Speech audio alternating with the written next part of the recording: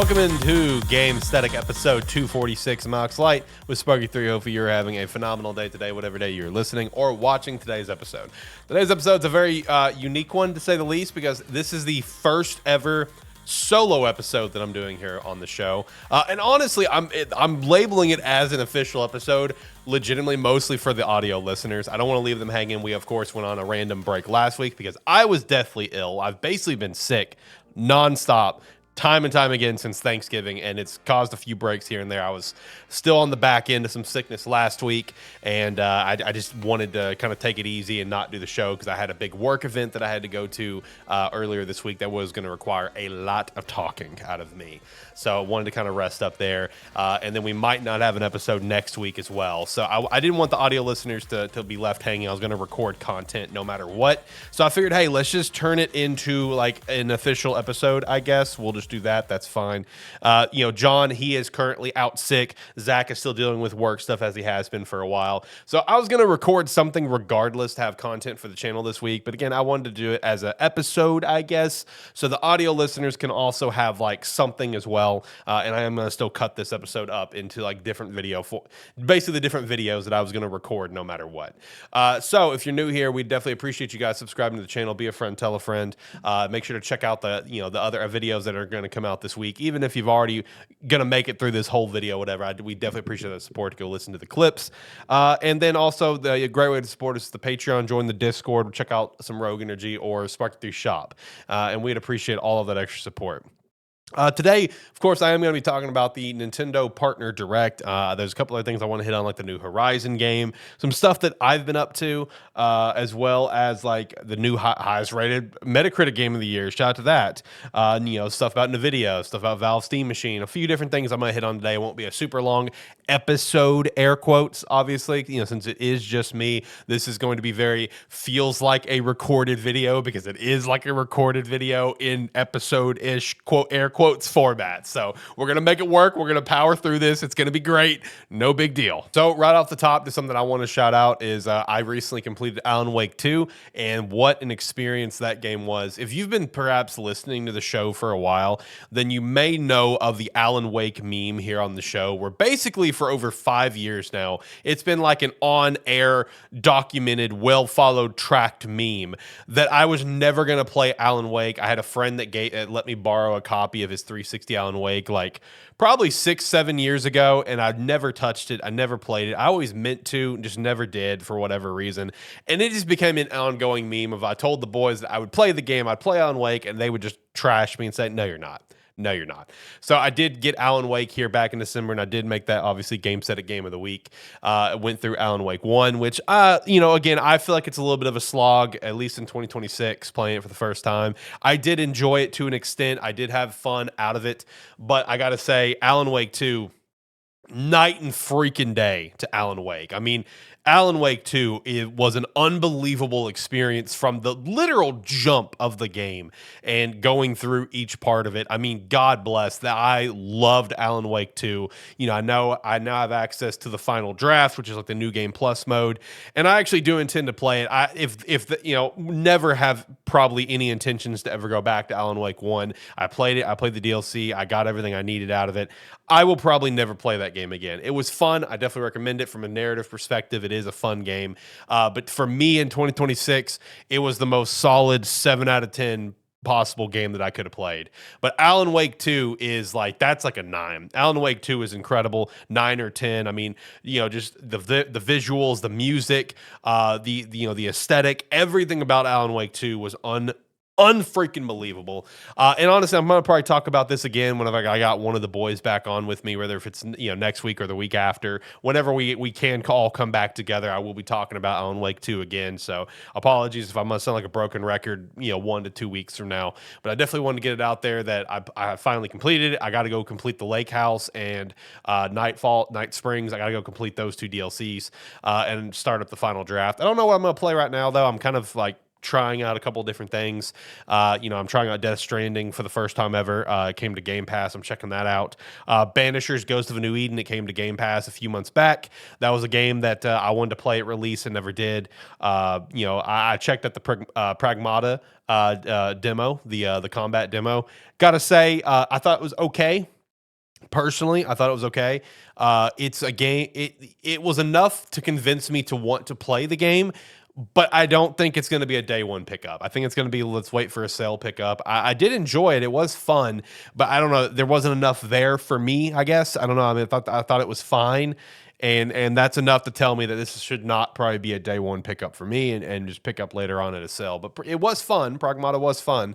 But I don't know. I'm going through a couple different games right now to try to figure out what's going to be my next play. I don't know if I'm going to just immediately go to Alan Wake 2 again. I kind of wanted to go to something else. I have just an immensely growing backlog that I need to continue to hammer through. So I don't know what I'm going to play right now. I got Octopath Traveler 0. I still got to go complete Silent Hill F, Ghost of Yotei. I mean, the list is never ending. Let me know your thoughts. Comment below and wherever you're watching or listening. Like, what does your backlog look like? Because mine is, buddy, I'm drowning. All right, without further ado, let's jump into the actual content for the video. Like I said, this is going to be, a mix of like a clear video portion of things, as well as a clear like, hey, this is a podcast. Kinda. It's a mix of both. You're going to really clearly notice that, yeah, he made this. He literally slapped a video in the middle of this episode and called it an episode. But hey, I want to throw something out there for the audio listeners because I don't know if we'll be having an episode next week. We already didn't have an episode last week. I don't want to go 3 weeks of no audio uploads. All right. Like, again, I know I could have simply posted a simple, hey guys, maybe we got a lot going on. We're sick. We got stuff going on. We got stuff is popping. I know I could have done that, but I wanted to give them something, for the people that actually listen to the show over there, which I appreciate you guys so much. I see you guys checking out the show and downloading it and everything, and you guys are awesome. So I want to make sure you guys had something. All right, so let's talk about the Nintendo Partner Direct. Look, I'm always one that can find like the silver lining or like, look on the bright side when it comes to any form of Nintendo Direct, including the partner or the indie worlds. I understand that they are very kind of designated for certain things. I get it. But like, no matter the type of Direct, I can always find a silver lining to it. And I kind of can here, but I got to say, out of all the Nintendo Directs, partner or normal or whatever, this one was the finest example of it could have been an email. And I'm not one to usually jump on that train. I'm usually the one kind of defending Directs for one small reason or another, kind of staying open-minded where it's like, hey, look, I get it, but it at least had these announcements, which was really cool, right? I understand the rest of the complaints is very valid, but at least had a few cool things. This Direct didn't really feel like it brought a lot of new to the table, and it just brought a lot of updates to the table, which kind of prompted to why did we need a full-fledged Partner Direct? I mean, I get it. Directs are for news and new information. I get it. And there was some information that was like nice to see, but for the most part, I think everyone can kind of agree this thing could have been an email. This thing could have just been a social media post of like, okay, cool. All this, release windows or dates or random new trailer dropped. Having it in a Partner Direct, it definitely felt like some things were missing out of this Direct. Just to go through a few examples, number one, I'm shocked that Elden Ring Tarnished Edition wasn't here. That was obviously announced a while ago at the Switch 2 Direct, and it's been delayed because it needs to be worked on or whatever. I'm surprised it wasn't here at all. Like, that's one that I thought was a shoe-in thing. I'm not surprised that the Dusk Bloods is not here. I know that's one that people may have pointed to. I am surprised that Level 5 didn't show up with like Professor Layton in the New World of Steam. I'm surprised that wasn't there. I'm really surprised Metaphor wasn't there. I was personally really banking on Metaphor. And then anything else that was kind of being thrown out there was just, I felt like more hopefuls of like, hopefully this is there, hopefully this is there. The only actual shockers to me was no Metaphor and no Elden Ring. I thought those two were a lock, and I guess also to an extent, I thought there was going to be something Level 5 related here, whether if it was a Deca Police update or Professor Layton in the New World of Steam. One of those two, I really thought Level 5 was going to be there in those capacities. So that was the biggest shockers to me. I'm not shocked about no Dust Bloods or anything, but like beyond that, like everything we got was honestly just a lot of updates of stuff that we already knew about, like release dates, release windows, kind of like, stuff like, let's say, the whole direct led off with Orbitals, which Orbitals looks really cool, and it's one that I'm going to pick up and play, but all we got was a release window, not even like a firm release date. Honestly, the biggest takeaway for me was just getting the release date for the Adventures of Elliot and the Millennium Tales. I think this game looks unbelievable. The details that we've got going through it is they showcase like the 4 different time periods with like the Age of Safekeeping, which is the present, the Age of Reconstruction, the Dark Ages, the Age of Magic, the Golden Age, the Age of Budding, which is the the birth of civilization. And then also, in post interviews after the direct, we got a bunch of character arts and stuff, as well as some more information that there was adjustments made per player feedback from the demo, which that is really cool. I'm really glad that they are taking actual player feedback from the demo and increase like Elliot's movement speed. There's new difficulty levels, expanded convenience features, for the magic, and then adjustment to like weapon shortcut menu behavior and just stuff like that. So it's like they're making adjustments to it. This is like, I'm glad we got the release date, which is honestly a few days for my birthday, so that's cool. Of June 18th. That's one of the biggest. That's honestly, I'm not gonna say one of the biggest. That is the biggest highlight of the direct for me, and that was just kind of slapped somewhere in the middle because this game looks incredible. If you have not played the demo yet, definitely go play it. Team Asano, I believe, is the ones that's working on this, and they cooked. They absolutely cooked. This 2.5D like action adventure, very much inspired by Legend of Zelda. This game, the demo was incredible. It feels incredible, looks incredible. You guys need to go play this demo. If you have not played it, you need to go play it. Like when we checked it out when the demo dropped, like last year, me and John were already immediately locked in. It's like, oh yeah, this is it. Like this is a game that we're playing like day one when it drops next year. So and even he, like when me and him, when we texted about the direct, I said that, oh, this could have been an email. Even he's just like, hey, we got a release day for Elliot. That was kind of the big highlight for me. Me too, brother. So like, that was awesome. It was cool to see more on that game, see updates for it, get a release date, see all like the interview afterwards, with the character arts or whatever.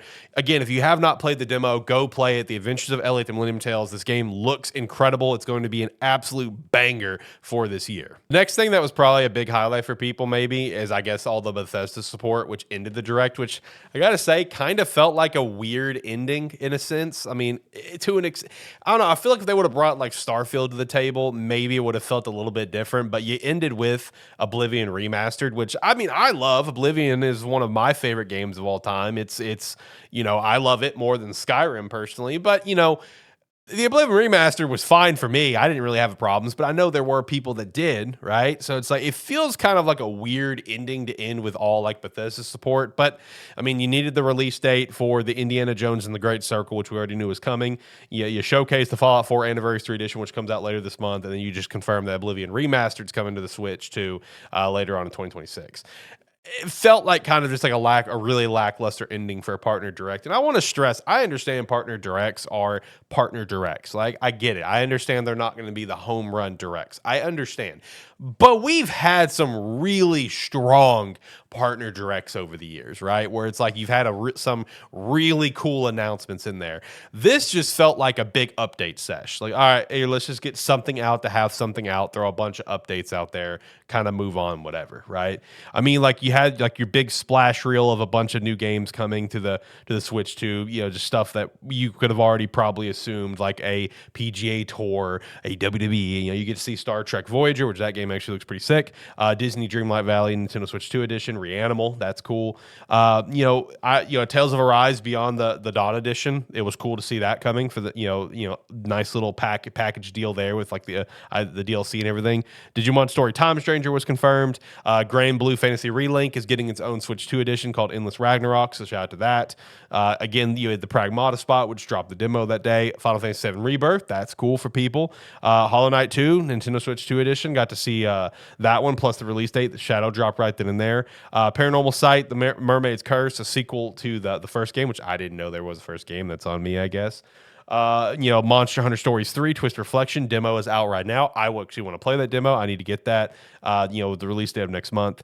Another Eden Begins. I saw some people talking about that one. That one's coming out this summer. I mean, it just felt like a big, like, here's a bunch of small updates and stuff. And honestly, what it kind of feels like too is it still kind of feels like we're in that awkward window of where developers are just bringing their backlog to the Switch 2, which if all the rumors and like reports are true from like, let's say Nate the Hayden, whatever, where a lot of developers did not have dev kits for like the first, basically 2025. And now, just over the last few months, dev kits are actually getting in people's hands. Then you know what? Then I can kind of understand that still in a period of let's just get our backlogs to the Switch 2, right? Let's kind of build that up a little bit. I think this partner direct could have really had like one really strong home run hit, which it just did not have, whether if it was the starting game or the ending game. Because like, yeah, I mean, it's cool to have Oblivion and Fallout and Indiana Jones like that, but that Bethesda support, but it would have been nice to see like a Starfield, for example, something like a true home run type feeling hit, and as well as some other home run hitting like new reveals. But they could just be saving that for a Nintendo Direct, because one thing to point out is that it's not impossible for us to still get a Nintendo Direct here in like another week or two, right? As well as the Pokemon Day coming up. Like if we get a general partner Direct here in like a week or two, it wouldn't shock me, and then turn around and also get the Pokemon Day Direct. That wouldn't shock me. It just wouldn't. I know other people probably say, "Oh, that would never happen." I disagree. I think it could. I'm not banking on another Direct happening for a little bit, but I'm just saying if one pops up, it's not going to surprise me. But overall, it was mid as hell. I think we can all agree to that. But hey, again, shout out to Elliot. I mean, it's a big W there. All right, so for my full audio and video listeners, from here on, it's just a bunch of new stuff that I want to hit. We're going to wrap up this kind of quickly from here. This was never meant to be a long, full-length episode, of course. The Nintendo Direct was the biggest thing that I wanted to talk about and kind of go through and give my thoughts on, make a video for it, everything of the sort. From here on, it's just going to be, let's hit some news bits. Let's kind of talk about, make some shorter clips and whatever. Hey, if you're listening to the audio version of this, I appreciate you for setting through the behind-the-scenes process of me making a video and everything. Hey, the first thing, we got a new Horizon game announced this week, Horizon Hunters Gathering. So this is going to be the live service multiplayer game made by Guerrilla. I believe we already had another like live service Horizon game announced recently. That one's made by like 10-cent NetEase, something like that. I don't remember for sure. But either way, this one is the Guerrilla multiplayer game. Yeah, you're going to have two different games going at the same time. I got to say, it looks kind of interesting. You have like, it's the PvE element, tag up, hunt the machines, whatever. In terms of graphics, I saw someone point out that it looks like Dauntless, and now I can't really unsee it. It's like, okay, yeah, I can see where you're coming from on that. Apparently, this is started around 2018, and I didn't know this, but apparently Horizon the core concept idea started with multiplayer in mind. So I think it's fascinating that we went through, 2 full games, 2 full expansions, and including a spin-off game of the Lego game, and now we're finally to a point where it's like, okay, the multiplayer games are coming, right? Like you have like this MMO RPG, you've got like the other one that like NetEase or Tencent or whoever is doing, whatever. Like you always envisioned it to be a multiplayer series, and now we're just getting to the multiplayer. I think that's really interesting. With the reveal of this and the announcement and the release and the support of this, the third Horizon game is a little bit ways off. Like we're gonna have to wait a little bit on that one. But I mean, Horizon is one of the most successful new PlayStation IPs over the last few years. It's like sold like 40 million units or something like that, which for a brand new IP for Sony, that's, the time range from the PS4 to now kind of selling those units does make it one of the top selling and best new franchises they've got. Obviously the whole live service and Sony, those two pairings together just want to makes you just want to cringe a little bit because of everything that we've seen happen with all the cancellations, the release and the cancellation of Concord. What Marathon looked like previously with it coming out here soon. We'll see how it does. So I know the saying live service and Sony just kind of makes you cringe up a little bit. But if there's any property that really could have that potential to really survive a live service game, it might be the Horizon series. And it does help that it's coming to PC like day and date. With all the other live service projects they had in mind, like The Last of Us one that ended Summer Games Fest, which I don't think that was ever going to work, and that got canceled. all the other possible rumored stuff we've got. There was a God of War rumored one. There was, I'm drawing a biggest blank. There was other projects in the works, but like the Spider-Man, the Great Web, I legitimately think that is one that could have survived as well. I think that's one that could have worked. I am definitely not a multiplayer gamer. I prefer my narrative games, and honestly, I prefer Sony to do narrative games. But the Great Web is one that I really wish we could have seen. I really wish we could have seen that one come out. And Horizon is another one that I think that with Horizon Hunters Gathering, it is one that I feel like could survive, have its player base, and could do really well. It's one that I'm actually interested in, and that's coming from someone who, again, is not a multiplayer gamer. It takes a very rare multiplayer game every once in a while to kind of grab me and kind of hook me in. But this one does look fine. It does look fun. I do really admire the Horizon universe. I think it's really cool. I love the story, the lore, everything that goes into it. So this is one I'm going to check out. But I do agree, when someone pointed out that it looks like Dauntless, I can't unsee it. I can't unsee it. But it does look fun. I am excited. I am looking forward to it. I don't think we had like a release window or something. Was it in the trailer? I have no idea. I'm gonna have to fact check that. Hold on. No release window yet. Maybe I'm assuming gonna be this year since we were revealed it, whatever. But again, I think it looks fun. And again, it coming to PC, I think is a big W for the game. I think that alone is gonna help the game kind of survive and have a strong player base along with the PlayStation 5 player base. So either way, hey, shout out to Horizon Hunters Gathering. I'm looking forward to it, and we'll see. I'm looking forward to seeing more at a State of Play or something. We'll see. So Nvidia is apparently not going to launch a new GPU this year with the shortage of memory chips, which good. Thank God. I mean, that thing was going to be so unbelievably expensive. And also in that same vein, apparently Valve's Steam Deck also got delayed for the same reason, or Steam Machine, sorry, for the same reasons, but it's still slated for 2026. It's just apparently the original window was early 2026, and now it's got pushed back a little bit further. But no, I mean, Nvidia, pushing back, doing another GPU this year. I mean, that's a good thing, dude. Like, I mean, the prices for anything is unbelievable right now, and they saw the writing on the room that, hey, if we release this thing, the price we're going to put on it, we're going to have to put on it, whatever the case is, it's going to be so astronomical, no one's going to buy it. So, I mean, dude, like, I'm going to be honest, I'm not a PC gamer. So if I'm putting my foot in my mouth saying this, someone call me out on it, right, in like the video format or whatever. I don't feel the need like we have to have that GPU this year. I debate that do we have to have it next year. Now, granted, again, I'm not a PC gamer.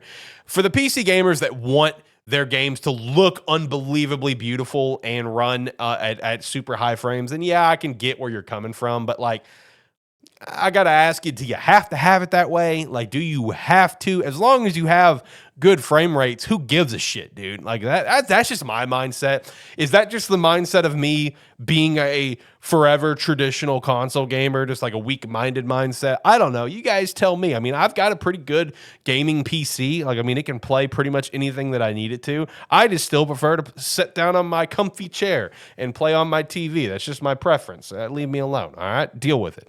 Yeah, but is that a console mindset that I don't really give a shit to have both? I just want the game to run well. I don't know. Graphics don't bother me. So I don't know. I don't know if it's a bad take from me to say that I don't think we need it. I know in terms of like new consoles, we've talked about this on the show more times than I can count, of the possibility of like the PS6 coming out next year, the new Xbox or whatever, that we don't really need it, with the asterisk by the Xbox, because Xbox kind of needs a new console because of the Series S. That's neither here nor there. But like, we don't need the new hardware. Like, the PS5 has barely scratched the surface of what it can do. The Xbox Series X sure as shit has barely scratched the surface. So like, in the PC realm, I don't know. My opinion is I don't think we really need a new GPU every year. I mean, that's just my opinion, but I don't know. I'm not a PC expert. I'm not a hardcore PC gamer. So if I'm wrong on that, please tell me. Please tell me I'm wrong. I don't know. Let's have a conversation about it in the comments and help educate me if I am blatantly wrong on that, or if it's not a big deal. Like, I don't think it's a big deal. But either way, no new Nvidia GPUs this year. I don't know about anyone else. And then, like I said, because of all the the memory chip shortage, that Valve Steam Machine is also going to get delayed, and it's going to come out when it comes out. Nintendo president Furukawa has recently said that there's nothing to share right now about special promotion activities for the Zelda 40th. Kind of went on a little bit further to say that, we're kind of focused on the Mario 40th, whatever, but we appreciate everyone checking out the games and stuff. I don't think it's a big deal. I feel like it's one of those things you kind of had to get a statement out, because Zelda's 40th is like this month, I believe. I believe it is February. So it kind of puts in perspective of like, okay, you know, hey, we need to get something out. We're not ready for a Nintendo Direct, which kind of now that I say that and think about that contradicts everything I just said earlier, that there could still be a Direct. I don't know. Again, I was saying it wouldn't shock me, not that there would be. Big difference. But you know, it makes sense to go ahead and get a statement out because the 40th, I believe, is this month of February. So you want to go ahead and get ahead on it that, hey, there's nothing right now. Right now, we're focused on Mario. The Mario movie comes out soon, so we're kind of focused there. But, you know, hey, we're going to follow back up with this. It's kind of the vibe that I got about it. I mean, so it makes sense at least. I mean, we'll probably get some sort of large segment of the next Nintendo Direct. It's probably going to start off the next Nintendo Direct or in the next Nintendo Direct of Zelda 40th. Here's all the cool stuff going on. Go buy it. Hopefully, Twilight Princess Wind Waker combo. I let that ship sail a long time ago. I was in the boat of, I think, Ocarina of Time remake, like full scale remake was where I've let that ship sail. Something's going to happen, all right? Whether if it's a remake of like the Oracle games, Link to the Past, maybe, I don't know, you know, like a bundle, something's going to happen. It's just a matter of what. I don't think we're going to get a new game of any capacity. I don't think we're going to get like an Echoes of Wisdom style game. I think you'll just get a remake or a bundle. Well, I don't know. We'll see. But I mean, it makes sense, again, while to put a statement out, you know, that's cool. There was also a lot of leaks recently about the Pokemon 30th anniversary. There was a lot of like 2024 like prototype map leaks and map build leaks. So that was pretty interesting. I'm not going to obviously share those on screen or anything of the sort. But it did give me some confidence and hope that, like, in terms of the aesthetic of the region, all of the leak stuff that we had reported on previously about the whole vibe of it, but now kind of seeing it, it does give me hopes that, like, hey, if we even come close to what they put in the prototype, we're going to have a really, really cool, like, aesthetically pleasing region. Like, I'm really excited for Pokemon Day and to see Gen 10. I'm almost giddy level excited. Like, Pokemon Day is going to be super sick this year. I can't wait to actually see Gen 10 and see what everything they've cooked up, because like the 2024 build of the map stuff that we saw looked so cool. It also had like details of all the gym layouts. So they shafted my grass types once again, and grass is the first gym. Grass can never make it past. I think the highest it's ever gone is like what, gym 4 in Kalos. Grass is just permanently, and I get it, it has a lot of weaknesses. I get it. It's not a super strong type, but I love my grass types, damn it. Give us some respect. Give us an Elite Four member or something. That will never happen. But we got like all like the Majin gimmick, which that's interesting. What that's going to be. All of the different island stuff. Even broke down like all what each islands have on them, and it was honestly a really interesting leak. If you guys haven't seen it and you want to see it, make sure to go look it up somewhere. I'm sure you can still find it on like Reddit or Twitter or whatever the case is.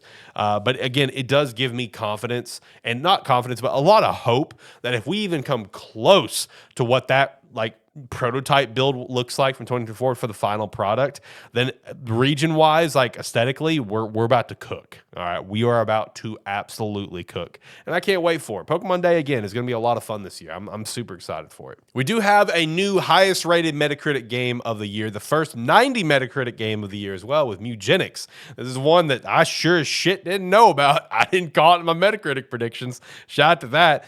It is a turn-based tactics RPG roguelike by the Binding of Isaac creators. And I got to say, I've never played Binding of Isaac, but just a really notable indie game of that name. I feel like Mewgenics probably should have been on my radar in some capacity, where I would have predicted the score for this on my Metacritic prediction scores I do every month, which you should go watch, by the way, and I appreciate that support. But yeah, it's currently sitting at a 90 on Metacritic. It's not even out yet, at least by the time I'm recording this video here on the 7th. It's set to come out on the 10th, but I mean, all of the early previews for this is like an absolute gem of the year so far. So, I mean, hey, again, it is the first 90 rated Metacritic game of 2026. No one can take that away from it. Surely there's probably going to be some other games that go past that as the year goes on. Probably going to have Resident Evil Requiem come in at like a 95. But hey, again, first 90 rated Metacritic game of the year, Mewgenics, man. So maybe you should go check it out. It's like, again, turn-based tactics, RPG roguelike by the Binding of Isaac creators. It's all about cats too. If you're a cat person, you might like it. I don't know. It looks pretty fun. It looks pretty fun. If you're an XCOM fan as well, you're going to apparently love this game. So yeah, shout out to Mewgenics. Go check it out. Overwatch 2 has gone back to being called Overwatch, and people are pissed. They're pissed because it brings the question of what was the point of Overwatch 2, which I have been saying that for a hot damn minute on this show. Overwatch 2 is such a basket of failed promises, a basket of so much potential that just all fell short. When Overwatch 2 was announced, like me and my friends, we were actually pretty excited for it because like the world of Overwatch is really cool. So to have like this mindset of like a PvE style game with also PvP and everything, I think even at the time they said the original Overwatch servers were going to stay active. I could be wrong on that. But like the concept of Overwatch 2 sounded cool, right? And then it all just fell short. The PvE stuff got canceled, and it basically just became still Overwatch, whatever. And people are asking, what's the point? I will say the one single point of making the jump they did was jumping from one engine to another. I believe that is one of the factors that went into Overwatch 2 becoming a thing, is they wanted to update the engine, the actual game engine that it played in, make it easier to work on and easier for future developments. So if there's any silver lining in this shit show of a mess that is Overwatch 2 and Overwatch, it's that they were able to change engines. But I gotta say, Overwatch 2 to me, it's always felt like an Activision play. Like it always felt like them pushing it, which that's how I felt about Destiny 2. I think Destiny 2 was an Activision thing. I really do. I mean, when you look at how long Destiny took place, it was like a 3-year span for all the content. And now Destiny 2 have obviously gone on for quite some time. Now, granted that, obviously Bungie has separated themselves for Activision. There was, they were purchased by Sony, and it was their choice to continue Destiny 2. That was their choice. But going from a 3-year window to like, when did Bungie separate themselves from Activision? It was probably after like year 5 of Destiny 2, year 6 or something. I could be way off on that. It really felt like Destiny 2 was Activision saying, oh, we need a new game to sell with a number on it, right? No more just expansion. I want a new game. We need a new unit on the shelf. And that's what Overwatch 2 felt like, was like, okay, we need a new thing. You got to throw the 2 on there. You got to make it 2. Even though we're going to go free to play and make its own thing, you got to slap that 2 on there, right? That's what it felt like. It just going back to Overwatch 2, everyone that's pissed about it is justifiably mad, because it does make you feel like the title and the property and the lore and the world and the characters of Overwatch, that one game of the year, by the way, feels like it's just been squandered. It feels like it's so much wasted potential, and to an extent it is. There is a lot of wasted potential with Overwatch, with how everything's that has been handled. Hopefully going there, this feels like a course correction going back to Overwatch. I mean, it feels like Microsoft is just trying to let Blizzard be Blizzard here for a while. That's how it's felt for a while, of where Microsoft is saying, yo, like, hey, Activision, go focus on your thing because all of your Call of Duties absolutely suck. Blizzard, you go do your things and try to get better as well. You two need to separate from each other. You guys are not on good terms, clearly. Activision, go fix your COD because your COD sucks. Blizzard, you go fix your stuff too. Just you two separate. We'll be the mediator. We'll figure this out together. That's kind of what it feels like, right? It's Microsoft, as the number one publisher in the world, because that's what Microsoft is at this point. It really does feel like they're just trying to do course correction, which makes sense, because a property like Overwatch needs some course correction. We did get the Reign of Talon announced, though. It's the first year-long story arc for Overwatch, in kind of like again, a reboot for the property. Introducing 5 new heroes, 10 new heroes coming this year as a whole. There's a native Switch 2 version coming, and a new UI, plus a bunch of other stuff. It's like a 34-minute video. Go watch it. If you haven't played Overwatch in a while, maybe this might bring you back in. That's what obviously Blizzard is hoping for. And I hope the best for Overwatch. I have not played Overwatch in a hot minute, but I do hope the best for the property, because I do appreciate the world, and I appreciate the property of Overwatch. So I hope that they're able to right the ship. Life is Strange Reunion is further confirmed to be Max and Chloe's grand finale, but the little extra tidbit is that there might be a little tease. This is actually not the end of Life is Strange, which is something me and John were talking about here on the show a few weeks back, because it really does fit. I understand, like, one of the head directors is like, oh, I cannot comment on more or whatever, but this is the end of Max and Chloe. This is the finale for them. I know that little statement was like, oh, I cannot comment on more for the future or whatever. It opens it up to, is there going to be more Life is Strange? I don't think so. I'm in the mindset that once this game comes out, I think Life is Strange is going to be very, very much shelved for quite some time. The only possibility of another Life is Strange I could see is a Life is Strange 2 like remaster. That's it. Kind of like what they did with the first game. I think Life is Strange is going to be very permanently put on the shelf for years after Reunion. You know, Double Exposure did not sell very well. That was very well documented. Square talked about that for sure.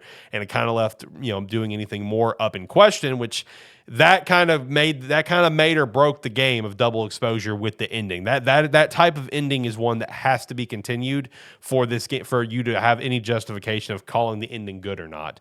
So I hope Reunion does well. In terms of review scores, it probably will. Double Exposure did, but hopefully in terms of sales, it does well. I don't know. We'll see.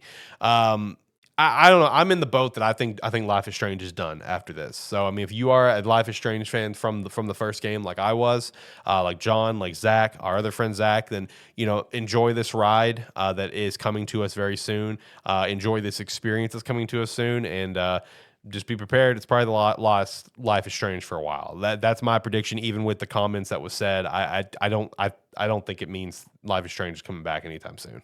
Expedition 33 devs have been named Knights of the Order of Arts and Letters by the French Ministry of Culture for their contribution to the field of arts, literature, and culture. This is insane to me. You imagine making such a generationally banger of a game that you get named Knights. Like, that is awesome, dude. Expedition 33, as we've talked about ad nauseum here on this show, deserves every bit of praise that it's ever gotten and more. This is a generational game.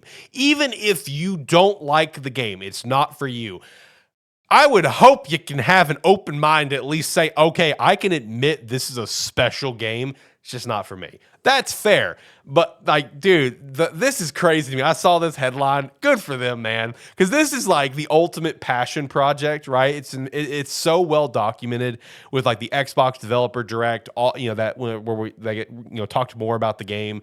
All the interview process, everything, that this was this was an indie passion project. Yes, there's a publisher. Yes, this game took over the world, and yes, it looks unbelievable, but this was an indie passion project, man. Like, and like, it's so cool to see all the success. The fact they've been named Knights is insane. Like, that's a badge of honor you're going to carry with you the rest of your life, dude. I can't wait to see what Sandfall does next, whether if it's in the Claire Obscure universe, which obviously, if you've played the game and you completed the game, there's some really cool storylines that are happening behind the scenes that I think we would all love to see more on. Or if they do, want to do another crack, if they want to do a crack at a completely random game before they go back to Claire Obscure, whatever. I think they've gained fans in all of us that no matter what they do, we're going to go into it like, hey, this is about to be a banger. We, in Sandfall, we trust. So shout out to them. Baldur's Gate 3 is set to get an HBO TV series led by Craig Mazin who led The Last of Us. So hey, shout out to that, I suppose. I saw some worry about Baldur's Gate getting a live action TV show, which I think that goes with any live action video game property. It doesn't matter what the situation is. Everyone's going to be, I don't know about that one, Chief. But I can definitely see the concern for Baldur's Gate. I don't know. We'll see how it is. And also with Last of Us, apparently season 3 is kind of being expected to be the series finale, which, I mean, makes sense. Look how much Last of Us content you got. I mean, makes sense, but that was news this week, so I'm shouting it out, but it makes sense. I'm not sure how I feel about this one. Sony patented a touchscreen PlayStation controller that lets you change like the button size and stuff. I saw the patent for this. I don't know how to feel about this. Like, I really hope this is not about to be the PS6 controller. I mean, I understand it's going to like look and probably like feel really super futuristic, and it's going to feel, like next gen. I hope this is not real. I don't like this. I like the feeling of having buttons. I understand it's probably going to be designed where you can like really feel that button press, really feel that pressure and everything. But I'm not a fan of the idea of my controller being touchscreen, like a phone, right? Because I don't even play phone games as it is. I'm not a huge fan of playing a lot of phone games. Like, yeah, some of the touchscreen stuff works really well. Doesn't mean I'm a big fan of it. I understand why Sony is going to patent something like this. And the thing is also, you got to keep in mind with patents. Nintendo, Xbox, Sony, anybody, right? They could just patent stuff to simply just like we might do this 10 years from now. We just want to make sure that we own the patent for it. This may never happen. This may never come out. And it's just simply Sony had an idea. They kind of got the idea to half-ass work. So it's like, let's go ahead and patent this in case we maybe figure it out or in case maybe we don't want to actually pull the trigger. Just because it's patent doesn't mean it's ever going to happen, right? So, I mean, there's that single hope. Because I don't want to see this. I don't want to see this person. That's just me. Like, but maybe if it does happen, maybe Sony knocks it out of the park. Because, I mean, the DualSense is really cool. The touchscreen is really cool, but it's still not something that I want to see like a full controller be touchscreen for. I don't want anything to do with that. I hope that's not the PS6 controller. Maybe it's like an adaptive thing, an adaptive type controller or something like that. I don't know. I don't know. I mean, if it's designed with the mindset of people like with disabilities and stuff, I'm all for that. But if it's for like, this is the PS6 controller, so I'm like, I want buttons and joysticks, please. Like, that'd be cool. Give me that, please. But I don't know. I guess we'll see. Again, they could have patented it and nothing come out of it. That does happen. They just want to simply own what is to come. Last thing I've got is the Ashes of Creation drama that's been going on this week. Has honestly been kind of really insane.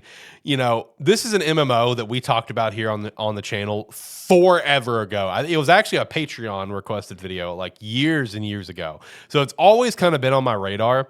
But like the game just came to early access like on Steam recently, and now basically the entire dev team has been laid off.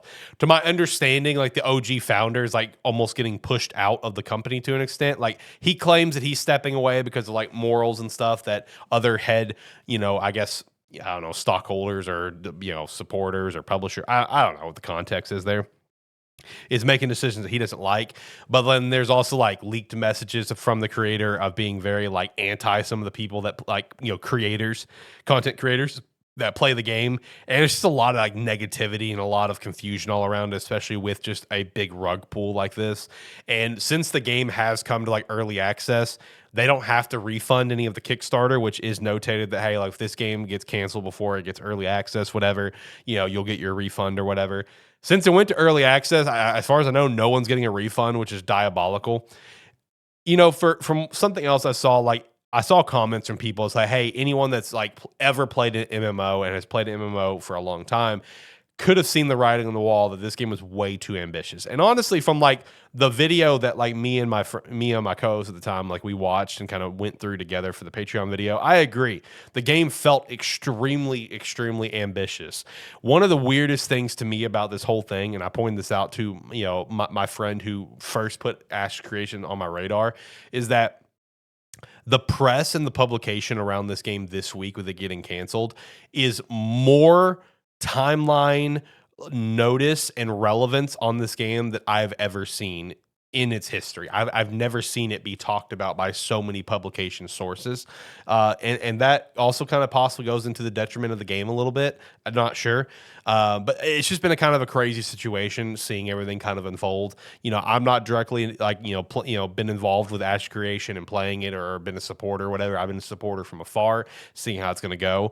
But just seeing everything blow up like a gigantic nuke has been kind of crazy to see this week. If you guys like played Ash of Creation or maybe you were a supporter, like drop a comment and let me know like your experience with it and like your experience with everything, basically getting shafted and done and canceled. Like I want to know you guys' thoughts. I'm super curious about it. That was all the news that I had for this week's episode. Also shout out to the Tomodachi Nintendo Direct last week. I watched that thing like 3 times with my wife. My wife is super, super excited for that game. And honestly, after watching the Direct, I thought it looked pretty cool. I might actually end up buying 2 copies for both of us to play. I've never played the first one, but it actually did look like a lot of fun. I loved the drama. Hugh Morris is an absolute legend. I also watched the UK one, which featured, I think, Bubbles as the clown. I don't know. It was really cool to see that depending on the Direct you watched had like different characters. That was really cool. But Hugh Morris absolutely took over the world. So shout out to that as well. But I guess that brings me now to Gamesthetic Game of the Week, which I'll go ahead and still do. We'll keep on this train rolling. For Gamesthetic Game of the Week for today's episode, I think I'll actually do Alan Wake 2. I just talked about earlier how I just completed it. And man, was it an absolute joy. If you've only ever played the first Alan Wake and you haven't gotten around to playing the second one, drop what you're doing, make Alan Wake 2 a top priority. Even if you didn't really care for Alan Wake, drop what you're doing, make Alan Wake 2 a top priority, because holy crap, this game is so good. I understand there was a massive, massive timeline from the first game to this game, and a lot of that was them building a whole new engine for the game, right? I get it. I get there's a long time frame, but just the level of quality jump from the first game to the second game is unbelievable. And I don't simply mean like, obviously it's a 10 game or whatever and a 2023 game, but I just mean how they approach the game, how they approach the dark place, and how they approach story beats and stuff, how they approach the enemies, everything is so insanely better to the highest degree. With this game, you're focusing on both Alan and Saga, an FBI agent named Saga Anderson, and just kind of picking up the story that was, and it is in like current times of releases. So, you know, there is the constant reference to, hey, you did this in 2010, to, hey, now it's 13 years later. So in the times of the game came out is the times of the game. And just kind of depicting where's Alan, what's going on with the dark place, what's going on in the real world, what's going on with Scratch, Saga trying to investigate this. There is the overlap where Alan and Saga are almost communicating. There is, you know, Alan is there trying to help and rewrite this story. It's a horror story and trying to write it for the best ending. Saga is like the inserted hero of this story that's being written, and there's so much like interesting mystery behind this game and just how the two different play styles work of playing as Alan in the dark place and playing as Saga in the real world. And it's also just interesting how you're able to kind of go back and forth between them almost at will up to a certain point, as well as up to a certain point. I actually found a breakdown of a good kind of way to play it on Reddit. So I would look up that if you're curious as a way to play the chapters. Because like once you reach a certain point with Saga, you can freely go back and forth between playing Initiation, which is Alan's story in the dark place, or Return, which is Saga's story in the real world. And it's so cool to kind of go back and forth and see the differences of gameplay as well as the narratives and how everything bleeds together and how everything loops together when everything's to an end. I really love how the game hits you with random live action portions, and that is part of the game. There's a giant musical section, which is kind of crazy. The music throughout the whole game is unbelievable. The soundtrack is so good. I can't sing enough praises for freaking Alan Wake 2, man. I'm all in now. Like I now want to go check out Control. I'm curious about Control Resonant. You know, I'm all in, right? Like I'm like, okay, yeah, you know, Alan Wake didn't completely sell me. I played it out of obligation for one, the meme of this show and saying I would never play it, and two, out of obligation of getting ready for Alan Wake 2, because Alan Wake 2 I thought looked really cool, and I knew I just had to get through one. One felt like a slog to me. I still recommend it because there is some really cool and unique story beats in the game. But 2 is, holy crap, so much better. The visuals, of how they approach certain concepts and I guess scares and ideas to get across a certain idea on the screen, like the screen visuals is super cool and unique. I cannot sing enough praises for this, and I can't wait for the third game as well. You know, drop your comments down below on Alan Wake 2 as well as Alan Wake, and sing the praises with me to get people to go play this game. It deserved its Game of the Year nominee. You know, absolute banger. Cannot sing enough praises. Alan Wake 2, Gamestead Game of the Week. I did it, boys. I played both Alan Wakes. 5 years of getting memed on. Finally played the first game. Got around to playing the second game. I did it. I did it, boys. The meme is dead. Now it's time for another meme to start of, Alex, you're never going to play this. And I'm saying, yes, I will.